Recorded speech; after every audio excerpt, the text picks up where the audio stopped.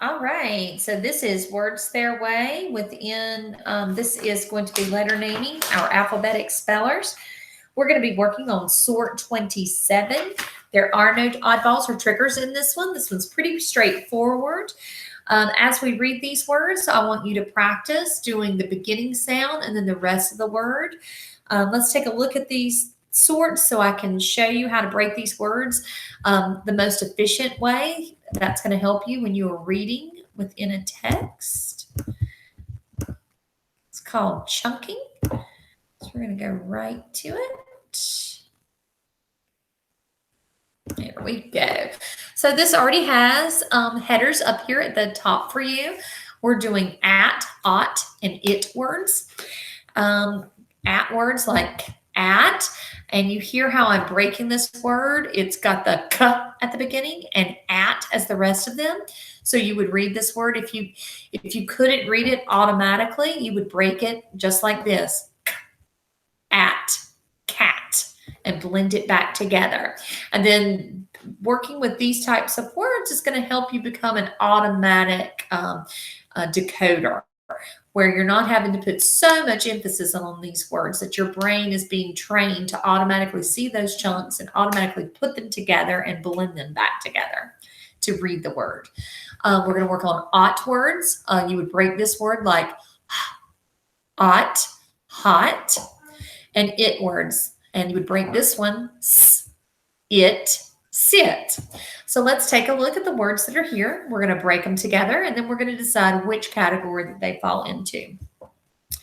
This one has a digraph at the beginning, that TH. The TH works together to make the f sound. Let's hear that again. And you would say f, at, fat. And that would work like at, cat. And it pulled the wrong letter. Sorry. Let's see if that works. Yay. All right. So this one that wanted to be sorted, I see it. My brain automatically goes right to this little chunk, it. So let's break it. It, lit. So that works like it, sit. It's an it word. This one, and if you don't have to break them down like this, if you can just read it as sat, that means that your brain is automatically decoding. It's already noticing those features.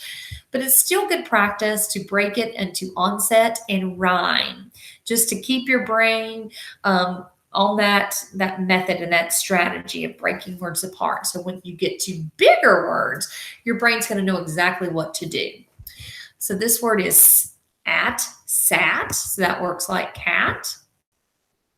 This is it, pit, so that works like sit. And notice that I'm not sorting these for you. We're just talking about where they would go.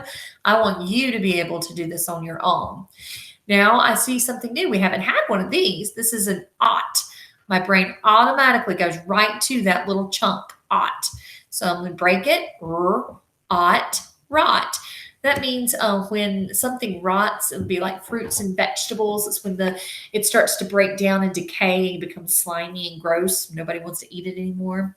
And you may not know what this word pit is. It has a couple of different meanings. Pit could mean like a hole in the ground. So people walking along could fall into the pit. Or a pit could also be what's inside of a peach. A really big seed inside of a fruit. It's a pit. You can't eat it. It's hard, yucky. I see an at in this word. So this word is going to be at, rat. And we know what a rat is. I see an at in this word. At, pat. So that's an at word. And pat just means to tap lightly, rub lightly. My brain automatically sees it. So I'm going to read it as it, kit. And a kit could be a little container of things, like you have a first aid kit. And so inside that container has Band-Aids and tweezers and things that you may need in order to help somebody that might have cut themselves or fallen down and gotten hurt. Bandages. So a kit. My brain sees ought. It automatically goes to that little chunk. So this word would be ought, pot. That's what mom uses to cook. This is lot.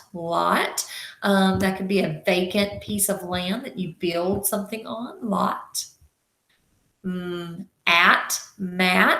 That's something that you could lay on, like you have a nap mat, or something you wipe your feet on before you come inside to get all the dirt off. So it's like something that's on the ground.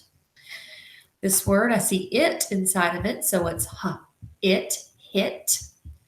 And we know that that's not a nice thing to do. Here's another not nice thing to do. It, bit.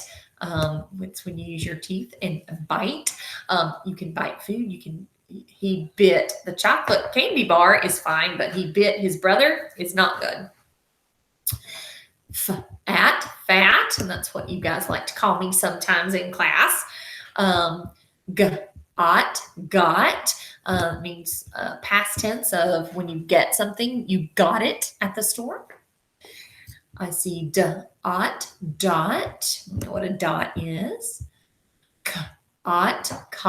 That's something that's like a bed, a really quick. It's like usually made out of plastic and netting, and it's not meant for more than one person to sleep on. It's just something quick that you set up and take a quick nap on. A cot. Bat.